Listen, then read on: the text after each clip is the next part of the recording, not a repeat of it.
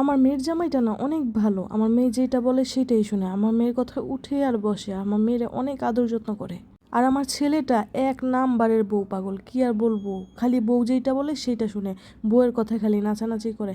এমন একটা ছেলে পেটে ধরছি, মানে কি আর বলবো, বউ কথা ছাড়া কিচ্ছু বোঝে না। আমরা খেয়াল করলে আমাদের আশেপাশে এমন ধরনের মহিলা পাবো যারা মেয়েদের সুখে দেখলে অনেক বেশি শান্তি পায়, কিন্তু ছেলে যদি তার পার্টনারের সাথে সুখী থাকে তখন সেটা তারা কেন জানি সহ্য করতে পারে না। অথচ দেখেন, ছেলে আর মেয়ে দুইটাই কিন্তু তার একই পেটে হয়েছে।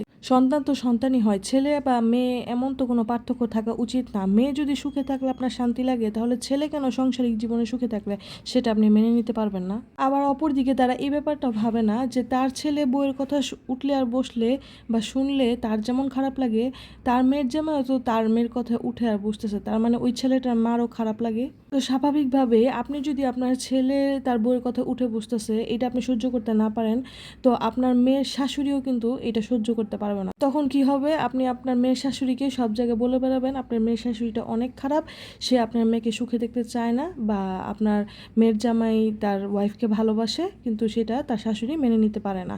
কিন্তু অপরদিকে কিন্তু সেম কাজটা আপনিও করতেছেন। এর জন্য বলি যে পরের মেয়ের সুখের ব্যাপারটা আপনি নিশ্চিত করুন, আপনার মেয়ের সুখের ব্যাপারটা অটোমেটিকলি অন্য কেউ নিশ্চিত করে দিবে। আপনি যদি অন্য কেউর সাথে খারাপ করেন, আপনার মেয়ের সাথেও অটোমেটিকলি খারাপটাই হবে। আপনার কর্মফল ঘুরে ফিরে আপনার উপরে এসে পড়বে। তো যেটা আপনি নিজে মেনে নিতে পারবেন না, সেটা অন্যের উপর চাপানো থেকে বিরত থাকুন।